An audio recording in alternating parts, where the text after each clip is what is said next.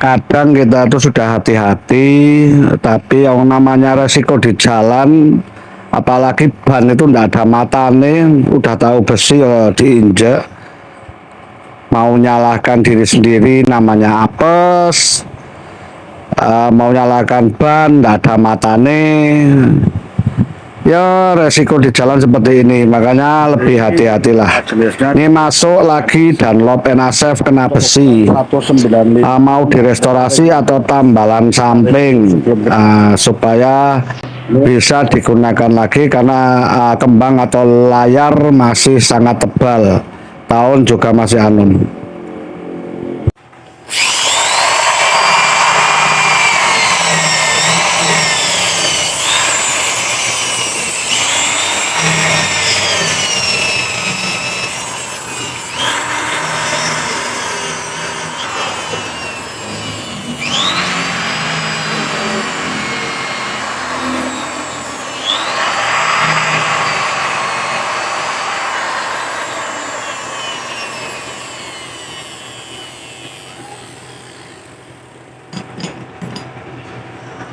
Apakah ban sobek seperti ini aman?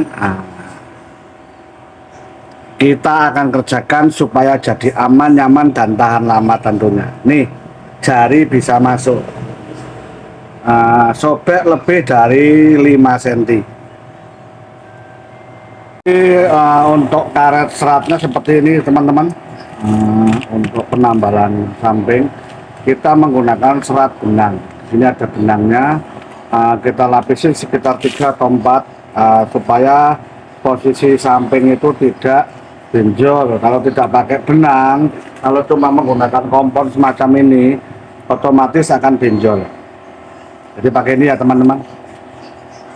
Sudah dibuatkan semacam ini kita pakai lapisan beberapa.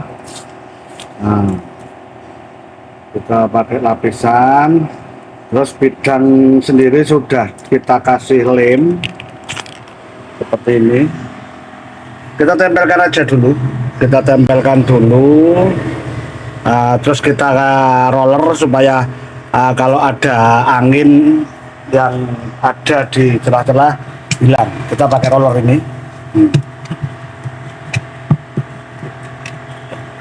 Pakai roller, fungsi roller sendiri untuk membuang angin atau supaya daya rekatnya lebih maksimal. Seperti ini.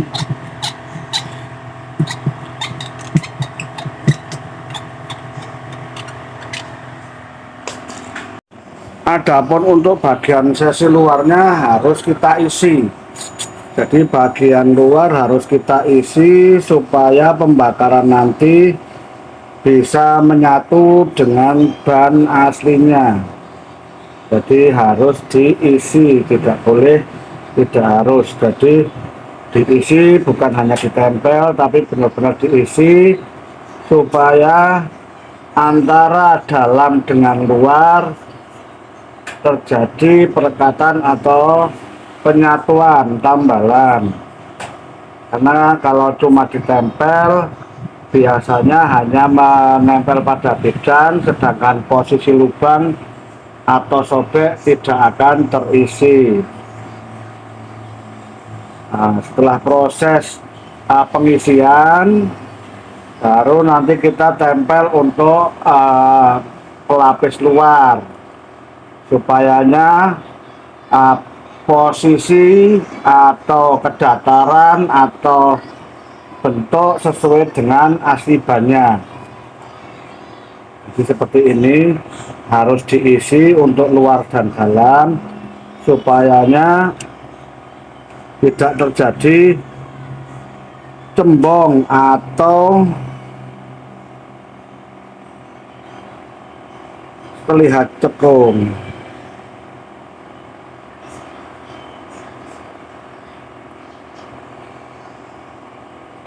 Fungsi dari pengisian ini bertujuan untuk supaya kompon karet antara luar dengan dalam itu menjadi satu atau menyatu. Setelah seperti ini baru proses pengepresan. Jadi untuk pengepresannya itu menggunakan sistem press atau bantalan seperti ini itu luar dalam ya. Jadi dalam satu pengerjaan itu kita langsung luar dalam. Jadi kelihatan juga dari dalam, dari luar. Jadi untuk proses pembakaran sendiri sekitar 20 menit sampai benar-benar untuk kompon luar sama dalam itu benar-benar matang. Adapun untuk hasil tambalan dalamnya seperti ini ya teman-teman. Nah, ini tambalan sudah menggunakan serat benang. Jadi nanti tinggal finishing, pembersihan supaya rapi. Untuk hasil tambalannya dalam seperti ini, untuk tambalan luarnya seperti ini teman-teman. Jadi tidak ada celah atau kebocoran lagi, dan ini kembali ketubles lagi. Ini masih panas, jadi kita belum finishing penyempurnaan.